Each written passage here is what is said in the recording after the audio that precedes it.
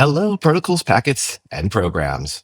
Another year is winding down. Another year, another frown. We've had a new OWASP top 10 with entries that we'll see again, but maybe we will see next year some code that doesn't make us fear. Some code with defaults and designs that kill off vulns of many kinds. Which means this week we talk with Aaron Parecki about bringing more auth-Z to MCP and adapting OAuth to unexpected use cases. Think positive and stay tuned for Application Security Weekly. This is a Security Weekly production for security professionals by security professionals. Please visit securityweekly.com/subscribe to subscribe to all the shows on our network. It's the show to learn the latest tools and techniques to understand DevOps, applications, and the cloud. Your trusted source for the latest AppSec news. It's time for Application Security Weekly. Ransomware, supply chain attacks, 0 days. Cyber threats don't wait, and neither should your defenses. With ThreatLocker, you're not just reacting to threats, you're stopping them before they start. Our Zero Trust endpoint protection locks down your environment with pinpoint control over what's allowed to run and what's not. No guesswork, no blind spots. Just proactive, built-for-now security that keeps your business moving. Want to see how a true default deny strategy works? Head over to securityweekly.com/threatlocker and take the first step towards shutting the door on threats before they even knock. Generative AI is powerful, but it comes with real risks, from prompt injection to data leakage misuse and agentic AI.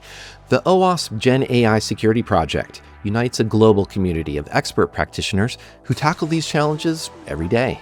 Together, they've built practical playbooks, adoption guides, and the OWASP Top 10 for LLMs, resources any team can apply right now to strengthen AI security. And it doesn't stop there. This is open source, built by practitioners, for practitioners, working together to secure generative AI. Visit securityweekly.com/OWASP to use the playbooks and join the effort to protect tomorrow's intelligence today. This is episode 360, recorded December 8th, 2025. I'm your host, Mike Shima, coming to you from December 9th, because I'm from Australia this time. But John, I think you're in a more reasonable time zone in regular one. It's good to see you. I still can't believe you're up at this point in time. I think I missed an episode or two, so I'll say happy December. Happy December to you as well. And we have an extra happy December because we have a repeat guest coming back, Aaron Parecki. He's the Director of Identity Standards at Okta. He has over 20 years of experience in the industry and is active in multiple standards development organizations, including IETF, OpenID Foundation, and W3C. He's an editor of OAuth 2.1, along with many other OAuth specs that we're going to chat about in just a moment. He's also written the book, OAuth 2.0 Simplified, and has taught the fundamentals of OAuth and online security to thousands of developers worldwide. And he's come to share some of that with at least 2 more podcast hosts and hopefully a massive audience. Thank you for Hi, Aaron. Thanks for joining us. Yeah, thanks for having me. So obviously I repeated OAuth about, I think, a dozen times, just introducing you. Clearly, you're an expert. And there's a lot of things that we could talk about OAuth, but specifically, we've got a new spec. This is a new spec that is topical because this is the year of MCPs, LLMs, AI, etc. But the spec comes from, as I kind of alluded to, an unexpected use case, perhaps, or a new reason. Maybe tell us a little bit about, I think our audience knows MCPs. We could touch on that a little bit. But what motivated OAuth to have a new spec? Is it just because, hey, we want to jump on the LLM bandwagon and MCPs need more specs? Yeah, no, that's definitely happening, in some places. But I would say, so the spec we're talking about is a new way for OAuth clients to identify themselves or get registered in the ecosystem of OAuth servers. And typically clients today, and for most of the history of OAuth, have the way this has worked is the developer of the client would go to the service that they're trying to do OAuth with, like whether that's some Google API or GitHub, and go and fill out a form, register the client, type in the name, type in the redirect URLs, upload a logo, and get back a client ID and maybe a client secret that was created by that server. And that's just how things have worked, and it's been fine. And, it makes sense for the vast majority of how OAuth has worked in the past. There have, over the last, 10 plus years, been a few times where this doesn't quite work. And there have been a couple of attempts at solving it in various methods. And that is something that MCP has really amplified. And so it's not that it's a brand new thing because MCP, it's not like OAuth is trying to hop on the MCP No. bandwagon. But the fact that the MCP community has taken off so much this year, and works in a way where that pre-registration doesn't really make sense, has really just amplified the need for a solution here. And part of that is, it's a little bit, inverting isn't quite the right phrase here, description, but it's who, obviously with MCP, everyone wants agents. They want them to act on our behalf. So this agent should be me as Mike, or perhaps John or Aaron, rather than some weird bot. But the way that normally my app, if I want to connect my calendar, I'm going to grant an OAuth, it's going to be an OAuth grant to be able to access that on my behalf. That didn't scale properly, and this is what I'm trying to tease out. There was an aspect here that was also quite technical for how people are adopting it. Tell us a little bit more about that idea of scale, because it does sound very cliche, admittedly, but it's a very concrete reason. Yeah, well, if you think about how, like, the premise of OAuth is that a user has some data or resources, and they're trying to grant some other piece of software access to those resources. And again, if we think about the vast majority of OAuth deployments historically, it is a user's account at some provider like Google or GitHub or Foursquare or whatever it was, Flickr, right?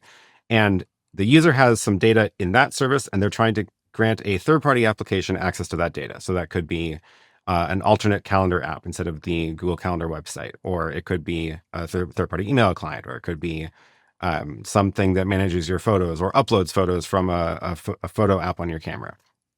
And that's getting to this scale question, I guess. In that model, it's mostly one-to-one, right? There's like an application that one user is going to use with one account at a server. So it's all pretty straightforward. Where MCP changes the dynamics here is that instead of there being a user's account that a piece of software is trying to access, it's actually that this piece of software the user is using wants to access a bunch of this user's data. So they're trying to connect the software to all of the user's accounts to be able to do things across all of these different ecosystems. So this MCP client wants access to the user's email and calendar and contacts and photos and notes and whatever it is, right? So now it's instead of software being written against a single server, it's the software is trying to be written to work with arbitrary servers. And this is also one of the key things that MCP does. It's a standardized API format so that this client software can work with arbitrary servers that software hasn't seen before. And that's the key thing. It's the fact that this client software has not yet seen the server that it's going to be talking to, and it can work because we have a standard API format. Now, again, this is not a new concept, right? The same concept applies for, in particular, email, right? Like, it's very normal to have a email client that you download onto your computer and you point it at some SMTP server or IMAP server that client software has never seen before. And things work because the protocol is the same. And that email client knows how to talk to the email server because there is a email protocol, right? So same thing with MCP. MCP client knows how to talk to an MCP server. And even if the client developer has never seen that server before, things should work. But this is where things kind of break down with OAuth. And I'll bring up the email analogy again, because it's, again, like the same problem exists with email. There are relatively few email servers that support OAuth, and the ones that do don't support it in the same way. So you don't have interoperable email clients that work with OAuth servers that are generic. And this is kind of a problem, and there is some work being done in the email space to standardize this. But this is something that the MCP community realized right at the beginning that was going to be a very critical problem, and jumped on the track really quickly to actually standardize their application of OAuth to create an OAuth profile for MCP. So this is this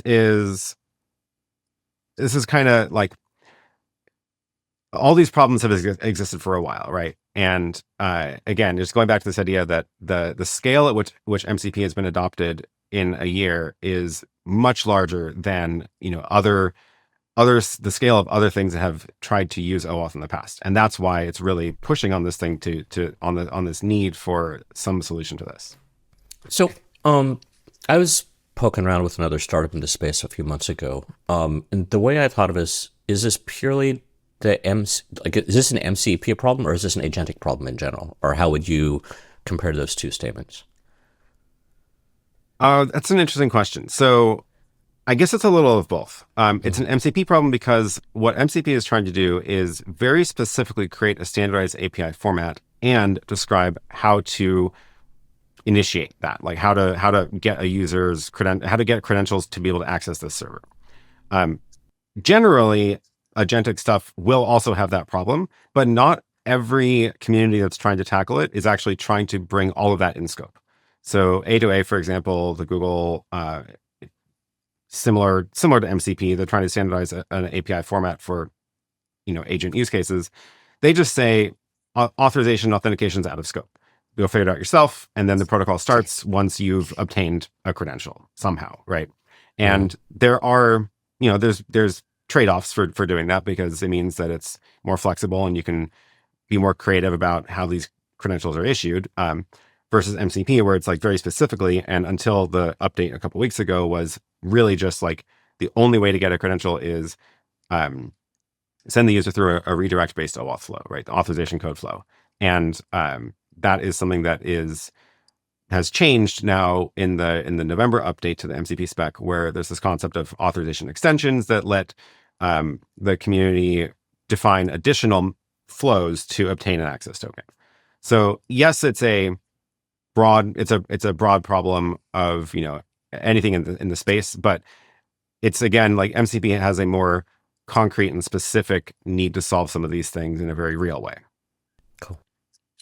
And part of the discussion too is there's two things that stood out when you were talking there. One is just that long sigh about OAuth, of course, is a spec, but not every email client or email server implements it the same. So it's not quite standardized, or it's not implemented in a standardized way. It sounds like this is trying to, with MCP, be a bit more standard and more uniform. Let me say it that way. But there's also the more intriguing aspect of servers I haven't seen before. Because what if I talk about a phishing site or just some malicious site? And we've seen prompt injection, et cetera, lots of different attack scenarios with MCPs. Obviously, you're security informed. That's one of the reasons we wanted to have you here. But with this new spec, what were, with your threat modeling hat on, or just looking at the sins of the past, so to speak, of how implementers interpreted the OAuth specs, the various specs, what was on your mind? What did you think about implementing this to try to prevent or get ahead of that mistakes you were anticipating people might make?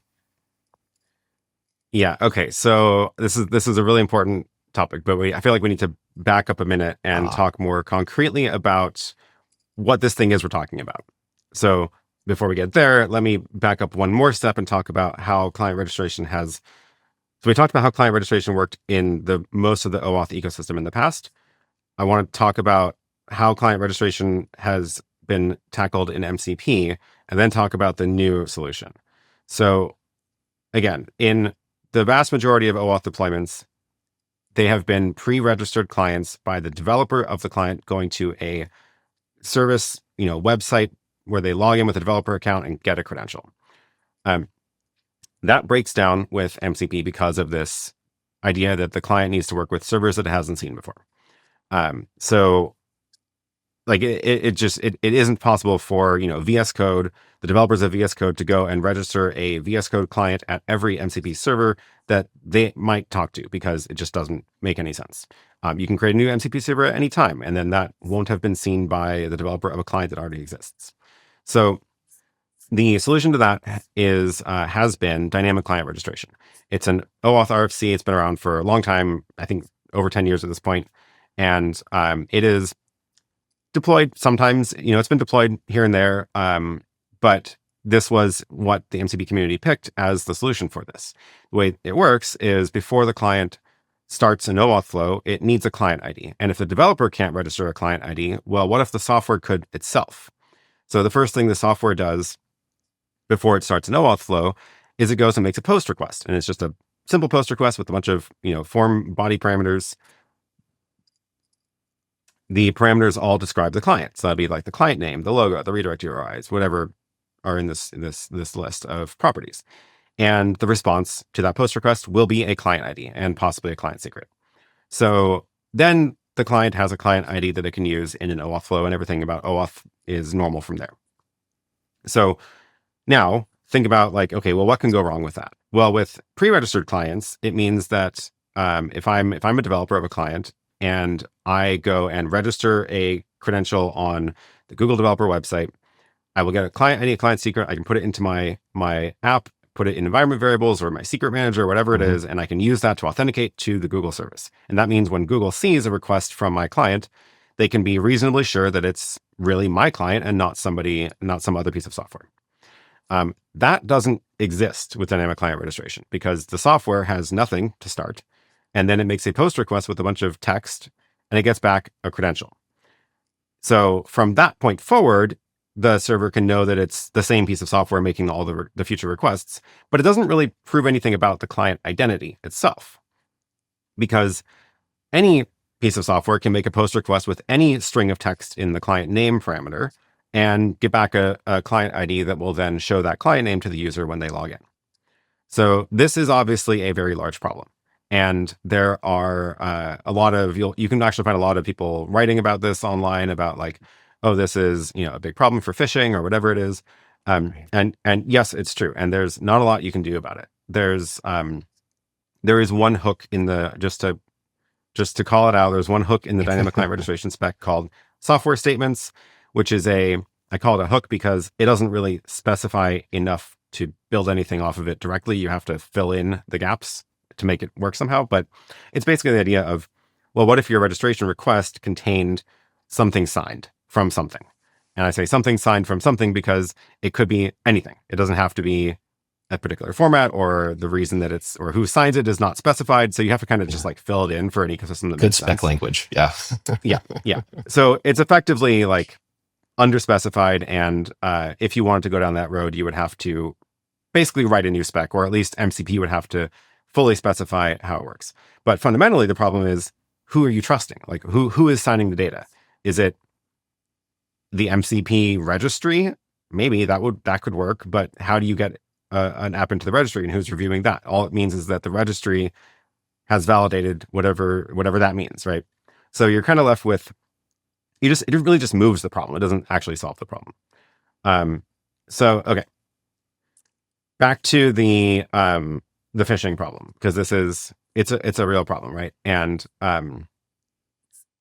I also feel like it's worth pointing out that OAuth phishing is also a problem for pre-registered clients. It's not like it's not a problem. And this is something that is, as in the security community, we solve more and we put more technical solutions in place to solve attacks that have happened. The attackers just look for new things, right? So Yes. Passwords, when people reuse passwords and a password database gets hacked, then they can replay the passwords at other sites people reuse passwords on. And right, we all know this. So what have we done? Well, we've said, let's, store passwords better with better hashes and stuff, or let's add two-factor auth. And now the passwords being leaked is less important because there's a second factor that you would have to also break. So you've moved where the attackers are trying to hack, right?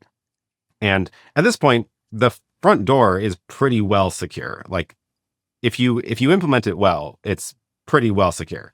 So what do attackers do? They're looking for, how do we get around the front door? How do we let the user invite us in? And that's where OAuth phishing comes in.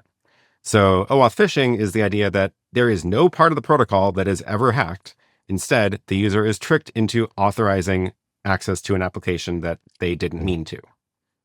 So again, there's nothing protocol-wise that went wrong.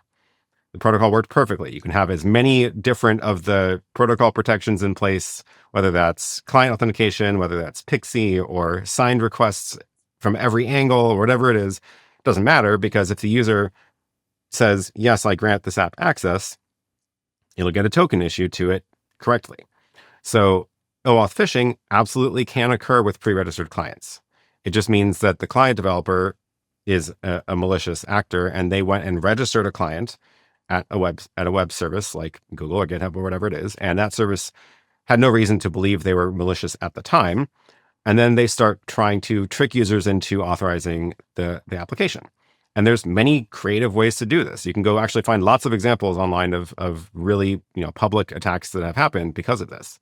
And the trick is, like any attack, you set up a premise that the user where the user wants to complete the transaction.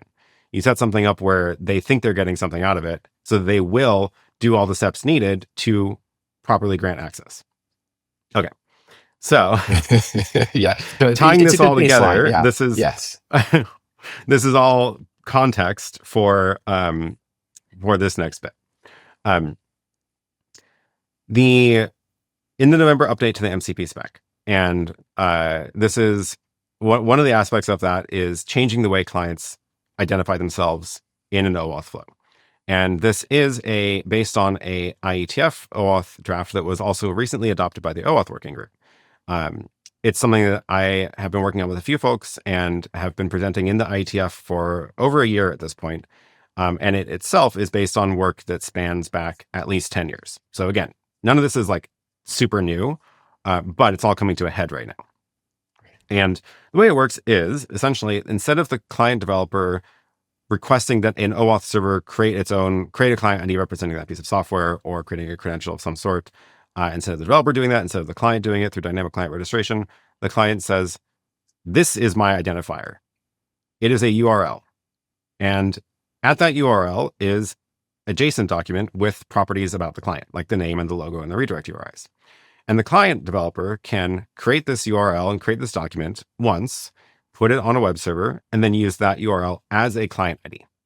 And what this means is that the client developer doesn't have to do this once per OAuth server. It doesn't have to do anything ahead of time. It can just show up at an OAuth server with this URL. And the OAuth server, if it hasn't seen this before, can go and fetch the metadata and then proceed along with the OAuth flow. So I think it's a really elegant solution to the problem, because it basically means that instead of trying to work your way around all the other limits of how you might try to solve this problem, it's just, okay, there's now a identifier for this piece of software. It's this URL, and we can use that everywhere. And because it's based on a URL, it's essentially a shared global namespace, right? It's a shared. We all know how DNS works. We all have the same DNS root, and we all know how to visit a URL and get the same thing from it. So it's already a shared database. And I was going to say too, it's not in terms of where we're like shifting areas of focus, it's shifting a lot of the security properties into DNS.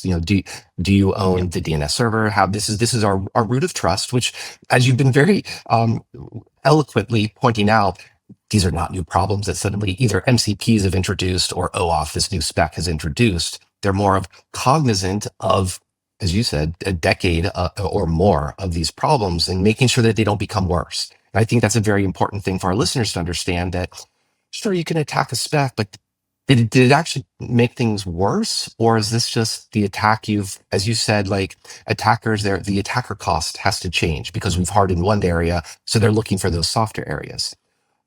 As part of this too, I'm curious, MCPs were very much predicated on, here is our URL, or here is just our domain name, and they wanted the spec to be as simple to consume as possible, which does have, that was a self-defined requirement from the MCP spec or the standard, but it also feels like it makes things very challenging.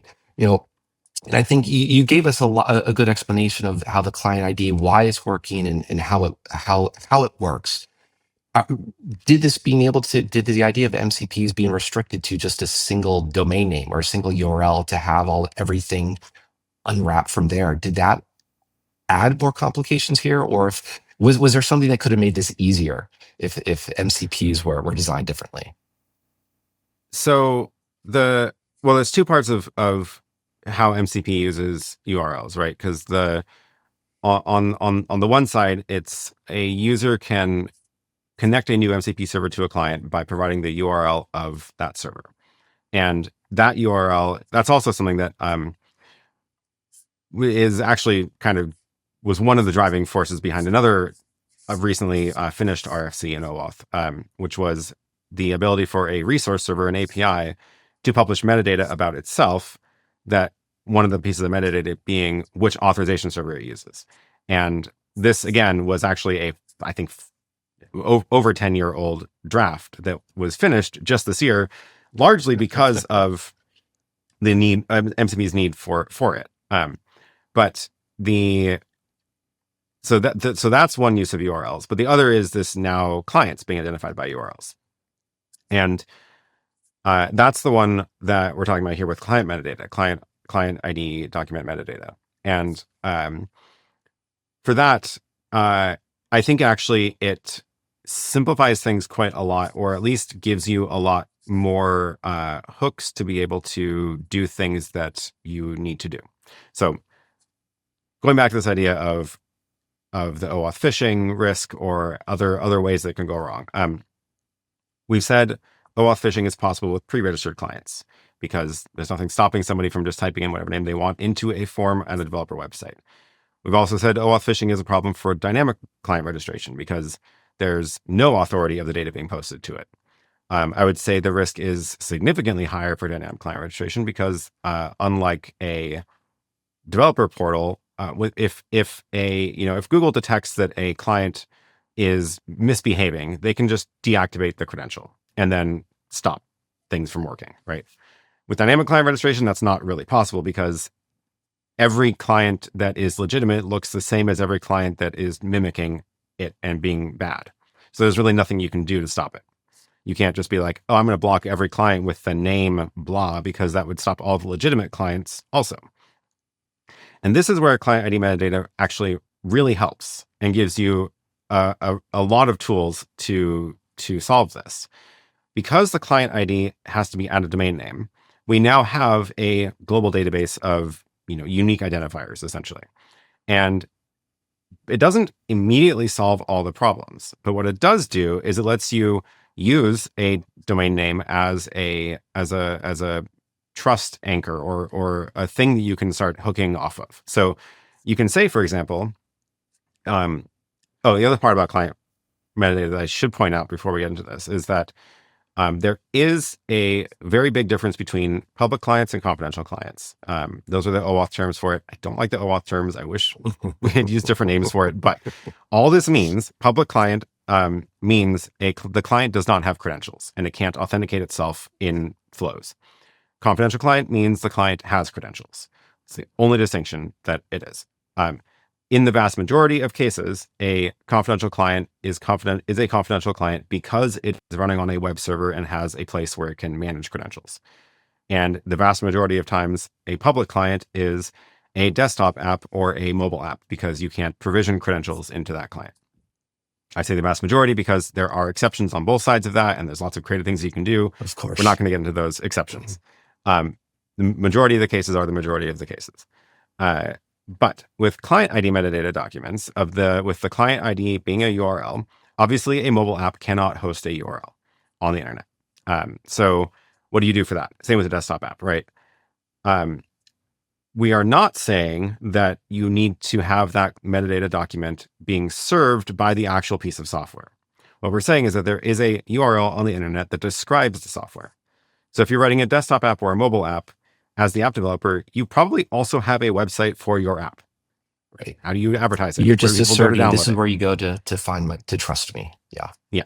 So if you have a website, you put the metadata file on your website. Now, there is, by default, unless you do other things, nothing actually stopping somebody from using the URL you publish there in an OAuth flow themselves. So if you go and find the URL that VS Code uses for their OAuth flow, you can take that URL, put it into your own piece of software and start an OAuth flow and get sent to an MCP server, and you will see the prompt VS Code is trying to access your data, when in reality it's your own custom thing. We can't stop that for public clients, but we can stop it for confidential clients. So if chatgpt.com has a client ID metadata document at chatgpt.com, and it's actually in that metadata file is a public key, which is one of the OAuth extensions that describes how you can put a public key in a metadata file in JSON format.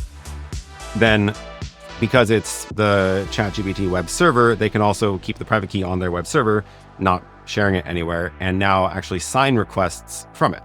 And that means you actually can treat this client ID URL, this client, as a confidential client because it has credentials they can use to authenticate. And that is, again, something that isn't possible with dynamic client registration unless you start describing a bunch of other or adding a bunch of more pieces to it. So this is all to say that with the client ID metadata document, we now have this hook to turn them into confidential clients. And if you squint a little harder and grab a couple more OAuth building blocks that are drafts, you can actually do the same thing for mobile apps. I don't want to describe it here, but I actually talked about it in the IETF presentation just in November. So if you go dig up my slides for that, you can actually find all the dots and connect the dots on that. We'll hopefully see some more concrete demonstrations of that coming soon. But yeah. And I think one of these aspects here is that you've been very eloquent and very helpful of explaining the nuances and why these are different implementations or what's the security importance, giving us that example of here's a sign. We can trust, we have a lot more trust in signed requests. Taking a step back and looking at, for example, the OAuth 2.0 security current best practice, or just other things you've seen about how the specs are written, how much of a struggle was it to turn a lot of the caveats, the nuances that you've been describing for us into language, into written language in the spec? Are there certain things that just by nature get missed because there's brevity, or you just can't predict how people might misinterpret or misunderstand the spec? Yeah, the spec language is really tough to get right. And once you start reading through enough of them, you'll kind of start recognizing these language patterns of like, oh, they're saying that because it's something that they can't specify detailed enough in this, and they just say like, go refer to something else, or this is the hook that you're supposed to extend, or you're supposed to find new things. And it's hard. It's hard to get through it. I don't blame anybody who's missed those things or struggled with it. But that's why people like me do, talks at conferences and write content online about it, because like it does the language that I would use to explain things to someone is often not the language that will go into a spec. Right. And it's, for better or for worse, that's just the way things are. It makes sense because you don't want the specs to be 100 pages longer than they already are. Right. So you kind of have to know what are the shortcuts in the language that they're using to refer to things. But that's why books about OAuth can be significantly longer than the OAuth spec, right? Because it takes a lot of there's a lot of context there that might be captured in a phrase that actually is based on this whole other concept. So, yeah. Yeah, and I think that's a good lesson for security folks too, who are producing, multi-page checklists or hardening guides, whereas developers just want to get the job done. They want to implement, do their work in the most efficient way possible. And I guess one other aspect here, and this is where maybe what appeals to me is kind of the process, how these get made. You mentioned a lot of these specs were 10 years in the making. Does it take 10 years to change standards like this? That sounds worrisome.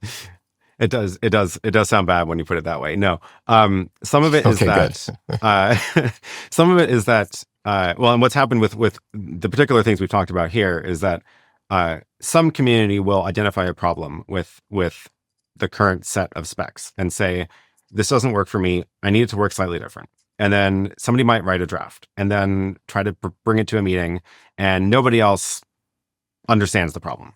Right. And they say, we don't get it. and then it just kind of sits there and doesn't move.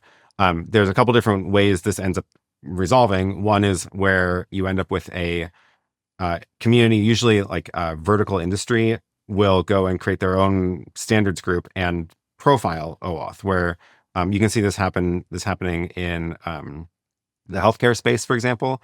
So there's a standards body that works on OAuth for healthcare, and Cool. a lot of it is just deciding which parts of OAuth they're going to use, but sometimes there are gaps. And one of the gaps is that scope is the term OAuth, or the concept of OAuth scope is also relatively underspecified in the OAuth specs. Basically, the extent of it is that scope is a string, and you can have more than one scope in a request, and the client can request a scope, and the OAuth server can issue that scope or not. And it kind of leaves a lot of room for interpretation. It doesn't prescribe any value of the scopes or any structure to them or relationship between scope values. So there's just a lot of unsolved things. And again, that's worked actually pretty well for the broader industry of when there's a simple API, you don't need to complicate things with complicated scopes.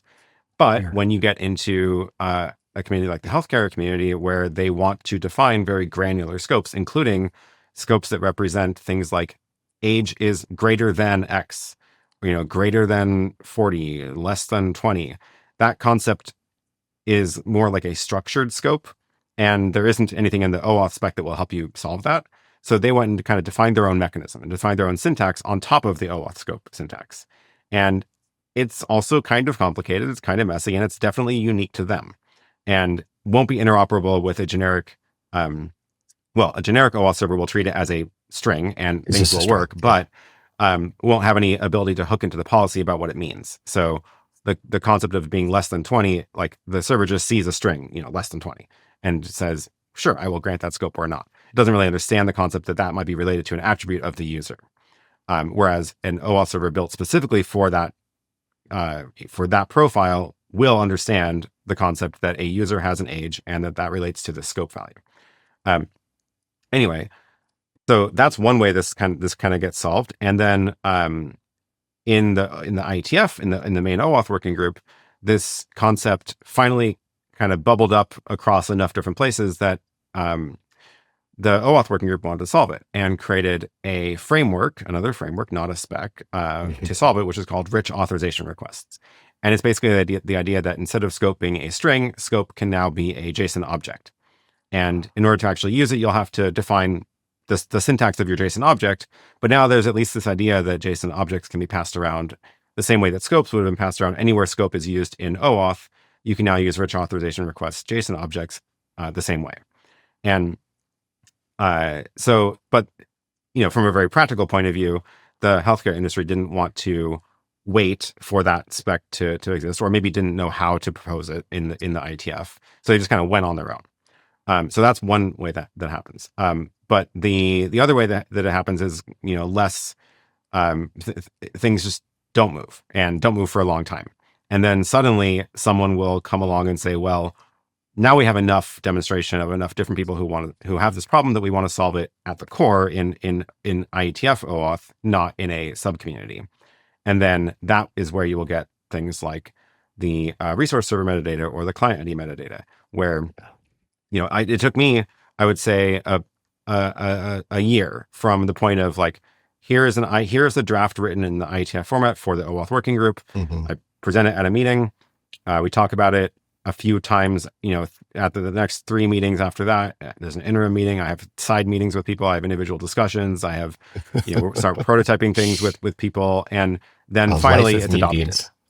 Mm-hmm. Meetings, conversations, they're fun. It's all fun. So the spec is not done, by the way. The year was from the point of it being just some random idea from a person on the internet to now it's an OAuth document. It's not done. Like, it still has to go through the process of being edited and refined and finally published as an RFC, which optimistically I would say is probably a year away from now, optimistically. And so that's 2 years, 3 years is a more normal, like, we have an idea, we want to actually change a spec, Yeah, of I would, course. expect about 2 to 3 years of solid work on that. The 10-year timelines I was referencing is more that like when it's something that's a lot more fundamental or doesn't affect as many people for whatever reason, then it's just often not understood or recognized. So nobody else prioritizes it, right? On the complete opposite end of the spectrum, there was actually one, I say recent, but it's actually a few years ago now. There was I guess you can call it a vulnerability, but in a particular, if an OAuth client works with multiple OAuth servers and can be connected to multiple, which is, getting more and more common as things are getting more connected, then there is a risk for a mix-up attack. Mix-up attacks are one of the more confusing types of attacks in OAuth, and they happen in many different points in the flows. But essentially, it's the client can be tricked into exchanging an authorization code with a server where the authorization code was issued by a different server because of the way the attack works. And the solution to it is actually relatively simple. It's that in the response where the authorization code is sent back, the server also includes an issuer identifier, which is just the OAuth server's identifier. Again, a URL. Everything is URLs now. And the client can then detect that an attack is taking place and stop the attack. There is a spec for that. That's the issuer identifier spec. And that was one of the fastest I've ever seen because there was a very particular attack that was well scoped and well defined. There's a very simple mechanism to solve it, adding a single parameter to one part of the flow. And everybody was like, well, yeah, we agree that in these constraints, this attack is possible. This is the solution for it. Let's just do it. And I don't remember the exact timeline, but it was like a year or something. It was like extremely fast, right? It was one of the fastest RFCs I've seen. So it can definitely happen on both ends of the extreme. No, I love it. John, I think, did you have a question you wanted to sneak in here? Yeah,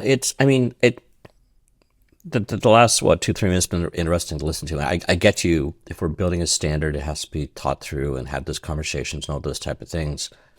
You gave 2 great examples, fast and slow, but even your fast, if you look at the speed that like LLM development is moving at and these MCP specs and standards and everything coming out for them, I don't want to make this purely, it's almost more of the philosophical thing. It's not just purely around OAuth, but how does security keep up with something that's moving so fast? Say AppSec. Yeah, I mean, that's definitely a challenge. I think the communication is the most important thing throughout all this, right? Like if you look at the MCP community timeline, we had the March was the first time that the remote MCP and OAuth was introduced into MCP. And then 3 months later in June, thanks to conversations between myself and a bunch of other folks, did a pretty significant change to the spec and fixed their use of OAuth. And that was 3 months, which is, not nothing, but relatively fast. And now here we are 6 months later, and there's another pretty big shift. And it took a lot of conversations to make that happen, right? Over the past 6 months, there's been a lot of, weekly or biweekly calls. There's chats on Discord, and a lot of it's based on people who are building stuff and saying, well, I'm encountering this problem, or I have this concern, or I have this new constraint, or I have this new deployment pattern. And all these things are the things that go into the changes. So how do you keep up? I mean, don't work in a bubble, I guess, right? Because if you work in a bubble, you're not going to be exposed to all of the different deployment patterns or different constraints or different ways of thinking. So really just making sure that all the lines of communication between all the right people are always happening. Yeah, and that does sound like a general aspect of security in the sense, too, of people have problems, but how well is it explained? They don't have to come to you necessarily with a solution. They just have to say, this isn't working, I imagine. And then you and the group working on these specs have that context to be able to turn that into, oh, well, here is how we would change the issuer ID, for example, or here's how we do something else. So that's a great summary of those conversations that I was laughing at, but obviously on a podcast, we have fun having these kinds of conversations. And that's where I also want to say thank you, Aaron, for joining us. But before we let you go, you also, you mentioned when you're talking about the specs, there could be a lot of context in a single phrase. one of the things we like to do with our guests is to see how much context they can turn about AppSec into just 3 words. So how would you describe AppSec in 3 words? I would say always constantly evolving. I think that's going to be, it's not going to take a year for people to come to terms with that being a very true statement. I appreciate it. Also appreciate the way you approached breaking down and describing a lot of these what can be very complicated processes and giving a lot of good context behind them. So thank you once again for that as well, Aaron. I know we appreciate, I'm sure our listeners appreciate that too. Great. Well, this has been fun. It's fun, and we'll have, I guess, we don't want to wait 10 years. Is there a spec coming up in 2026 that we that we might have a chance to talk about again? A little bit of a teaser? Yeah, there's a bunch of stuff in the works still. Okay. We didn't have time to go into. There's one of the other things I've been working on a lot in the past year has been cross-app access. The long name is Identity Assertion Authorization Grant, which is why there's a short Let's name. stick to cross-app access. Let's stick to cross-app access. But this is basically another in progress OAuth draft that makes it a lot easier to for a piece of client software to connect to multiple different OAuth servers, all when they're under the same enterprise IDP, because you single sign-on into those apps, extend the idea of single sign-on into API access, so that from the MCP use case point of view, I can log into my MCP client, and then it's already connected to my work email and my work docs and my work calendar and all the work resources, whether that's across 10 different SaaS apps or internal tools or whatever it is. So that's also it's an extension now in MCP as of the November update. It's an in progress about the MCPs. OAuth. It's an in progress IETF draft in OAuth as well. It applies to non-MCP use cases too, just like most of these things do. So keep a lookout for more of that in this next coming year. I'm not going to promise any timelines for RFCs on that, obviously, but it's got a solid foundation and it's got a lot of in progress development right now. So you'll hopefully be seeing a lot more of that next year as well. Awesome. Well, you've absolutely given us a solid foundation for a lot of OAuth insights. So once again, I appreciate that, Aaron. Thank you. Thank you, John, as well. Thanks, everyone, for listening. We're going to take a quick break now and return with news of the week.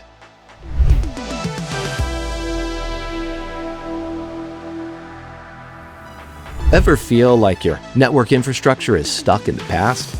Meet Meter, the company reimagining what it means to get and stay online. Meter delivers full-stack networking, wired, wireless, and cellular, all in one seamless, scalable, and secure solution. From hardware design and firmware to software deployment and support, Meter streamlines every part of your network while giving you all the control and transparency you need. Whether you're managing a branch office, retail stores, or a massive data center, Meter gives you performance, reliability, and the visibility you need to stay in control. Thanks to Meter for sponsoring. Go to securityweekly.com/meter to book a demo now. That's securityweekly.com/meter, METER. Welcome back to Application Security Weekly. We just talked with Aaron Parecki about the timelines of standards and expanding specs to meet the needs of both users and security.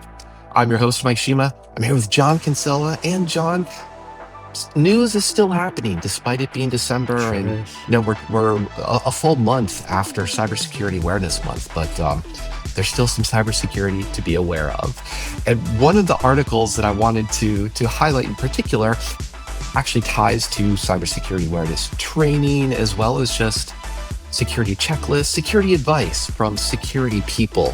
And this is from hacklore.org, from Bob Lord and others who have been, I'm trying to think of what metaphor do I want to use? I'll say banging the drum as a nod to our producers. Banging the drum about what's the type of advice that sounds like, oh, these are security people telling us how to be more secure, but kind of loses the beat, so to speak, if we're talking about, is this a threat model that quote unquote normal people have or people commonly run into, or is this even a threat model that is still a problem today? And to use 2 different examples, talk about public Wi-Fi. Is public Wi-Fi so really dangerous when our phones, our operating systems like our iOS, macOS, Android, does opportunistic update to HTTPS. We have HTTPS everywhere. So sure, Wi-Fi is not encrypted, but HTTPS is. And even if we want to sound cool and throw out words like beast, poodle, crime, I can't think of the other fun OpenSSL attacks. Those are all pretty ancient. These are not things that people have to worry about. And I'm not even going to mention, even though I'm mentioning it now, quantum cryptography attacks, or quantum attacks against TLS. Just use TLS, it's fine. Another one is things like juice jacking. Sure, you can plug your iPhone or your Android into a USB port, and now you've been hacked. A lot of them actually by default have defenses for this, and it's not. I'm going to use a very perhaps obscure by now phrase from a movie. We'll see who gets it, but stop trying to make fetch happen. That's what the USB juice jacking story is about, and that will be some homework for users to see what that pop culture reference is from. But I think what hacklore.org and others are trying to do is to say, hey, security people, if you're communicating to the general public, avoid overusing jargon and avoid overemphasizing threat models that just don't happen or that people that are confusing people. Give them really concrete, simple advice, 2 or 3 things to do, have them protect themselves that way, and then we can move on to other conversations. So that's kind of how I read this. I'm not sure if you look at a site like this, John, and they have at least 6 areas of outdated advice, as they describe it, how it resonates for you. Probably it shouldn't stop at 6, huh? You know what's I have a hard time with sites like this, and it's nothing against them, but like I don't consider myself the average user, so I think it's so ingrained in me, both from doing this podcast and being in the industry and all these things, that like when I see those things like ooh, scary Wi-Fi or whatever else, it frequently just sort of bounces off me and I keep doing my thing. So when you shared this, the first thing it took me a few minutes to figure out, okay, is this a thing? Like, does people need to hear this? And yes, they do. But it's just sort of, that's my own little world that I live in, right? Like if I'm going out to use public Wi-Fi, I've got my own ways of taking care of making sure I'm secure. But I get that, and I'll say this to people occasionally, like I'm not the average user, and that's sort of a good example of it, but probably that's exactly who they're targeting in a way, right? It's like I try to dumb things down when I talk to people or make things more consumable, let's say.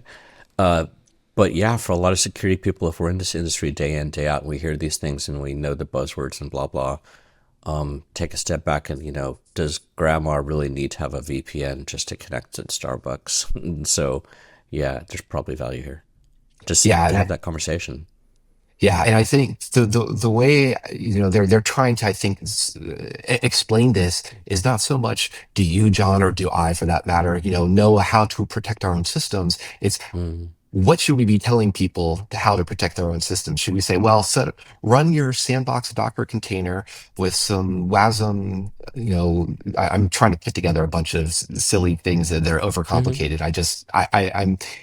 It's antithetical to the way I like to explain things and keep it simple. So it's mostly just keep it simple. Don't confuse people, or don't make it. And I think this is really much more geared towards the security industry or security influencers and perhaps even podcast hosts, to be fair, about avoid the sky is falling stories and actually help people in a way that helps them for real.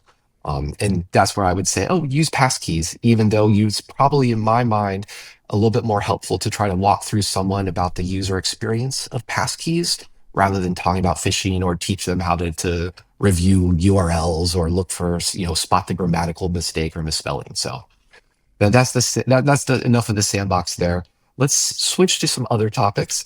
We did unfortunately have to talk about LLMs and MCPs in the last segment, but fortunately, it was because there was specs around OAuth. Yes, it was in a very good way and very well done too. So we want to say thanks again to Aaron for doing a great job of breaking down these types of topics and talking through them in ways that I think are pretty accessible to even non-OAuth experts. And I'll raise my hand there as well.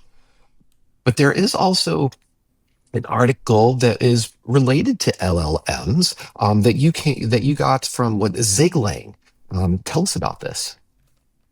So this is sort of an interesting one. Popped on my radar last week or so. So the Zig programming language, in a slightly fish shaking, I'll say, posts, have announced their departure from GitHub. It really comes down to two big buckets. One being, GitHub sold out to Microsoft. Okay, whatever. And basically that now that that's happened, that the engineering driven focus has left the company, and they're more about just pushing whatever wants to be pushed to make money, which may or may not be true. It's what corporate life is, unfortunately. But then they spend the rest of their fish shaking at AI slop, which is interesting. They give a few examples of people, and we're seeing this in a lot of projects now, where people just send in PRs that are, they had, Gemini or Copilot or any of the system's Anthropic code, just create a PR without really looking at the code or the application. And in one examples they had was somebody submitted a project package management guide, and they had never used Zig before. So they just had Gemini just create this thing, and it was using old APIs and all sorts of bad things. And just like, I want to pause there for a second. It's very easy for us to talk about and laugh at the bad examples of AI slop, right? We never talk about very seldom do we talk about look at all these great things these things are doing. I get it. It's what makes us laugh and what's fun. But so for a bunch of these reasons, they have decided to leave GitHub. And part of what I think that the interesting thing here to me about this is, if they call it out here, it's right in front of me. I just want to get the right quote. There it is. GitHub aggressively pushing file an issue with Copilot feature.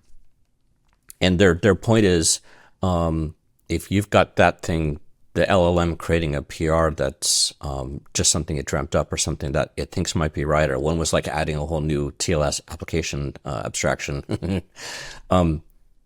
It's one thing for those of us, I think, as an industry, at least a software development industry, a lot of us are trying to figure out when do we or when do we not use these things, right? Like an LLM can be really handy. I got something I'm working around here for, I think I mentioned, there's a open source package out there that does object recognition, but they didn't have support on Linux for an NVIDIA card. So I'm adding that support, and I'm using Copilot, not Copilot, there's too many of these damn things, Cursor.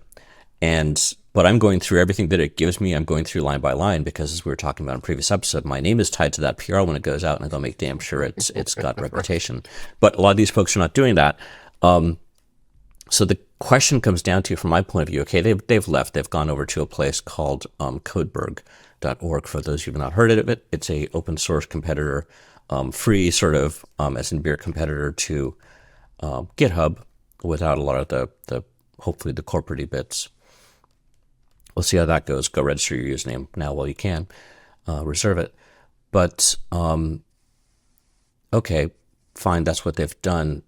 The conversation to me is, even that's not going to stop them from getting AI slop pull requests over there, mate, right? So, like, what tools do we need that probably GitHub doesn't want to enable right now for developers to say a checkbox of, like, we don't want AI on our project? On the one I'm working on, I reached out to contributors. I'm like, hey, I'm doing this with AI, just let you know, but I'm going through it. They're like, hey, as long as you're being careful, we're okay with it. Some projects want to see none of it. But as we go forward and there's more and more of this, I've talked before about what metrics do we have around what code is being contributed, what's being written by those things, but also on the other side, how do we identify that this code was written by that, and then does a project want that or not? So I think there's some questions around that need to be sort of talked about. It's one thing to pick up your ball and go somewhere else, but not everyone is going to do that for multiple reasons. GitHub's got quite the ecosystem and community, so I don't know. I think something there has to change, and I'm not sure if this is the right way for that to go. Yeah, I think it was the last part you said that grabbed me, in the sense of, we can pick up the ball and go somewhere else, but that doesn't necessarily solve the problem. You're just trying to avoid where the problem is being more forcefully pushed on you. But I think you were alluding to this too. We've seen the slop aspect in bug bounties, for example, where people are submitting a bug bounty report and they don't even know what they submitted. It's just that rather than using a scanner, now they're using a LLM to generate a report. And the reason I mentioned the scanner in that phrase is not that LLM has suddenly introduced a new bad behavior, it's just amplified it greatly. And it's that amplification that takes time away from people. So when we see slop, or if we say, here's an LLM usage that's occupying our time, making us less productive, nobody wants that.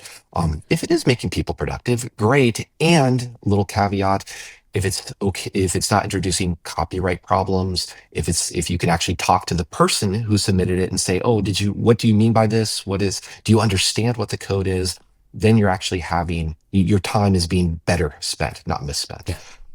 Yeah. I think, that's a topic that we're not going to be able to get away from, because obviously I think, at least for me, don't have any really good examples of saying this is the silliness of, oh, there's an M dash in here. Clearly it's AI. That's just silly. That's not going to work anyway. And humans like me like M dashes as well. So let's talk about two other. What do I have here? Real quickly, there was a cloud threat modeling from Cloud Security Alliance. They also had an article that talked about continuous threat modeling that I think I included a reference to that blog post. I think this really just means here is some language of how to talk about the threat model for a cloud and go through those exercises. So I wanted to highlight as a reference. Not sure that it's. I don't really feel necessarily. What I'm trying to say is I like threat modeling, but it feels overly formalizing it. Just feels like nobody ever does that for real. And we can have an LLM do our threat model, and then nobody's going to read what that threat model says. I think I would love to see threat modeling just be, this is design discussions with our developers. So I don't know if you want to add to that, or I'm with you. I hadn't quite, as usual, put it so succinctly in words. As I was going, so they've got both a presentation slide deck and a PDF, 9 slides, and then the actual doc. You have to log in to download them, but it's pretty easy to do. The thought, as I sort of went through slides 2, they talked through, okay, here's the frameworks, here's the 3 categories, frameworks, tools, platforms, Stride, Postum, Stereo, all these things we hear about so many times. And then the frameworks, either general purpose or AI specific, which is interesting. So they've mentioned Plot4 AI, Mistero, NIST AI, RMF. Those might be worth looking at in modern day. But anyways, the point that I was thinking of is being part of a huge company right now. What threat modeling framework are we using? And I'm like, I've got no idea.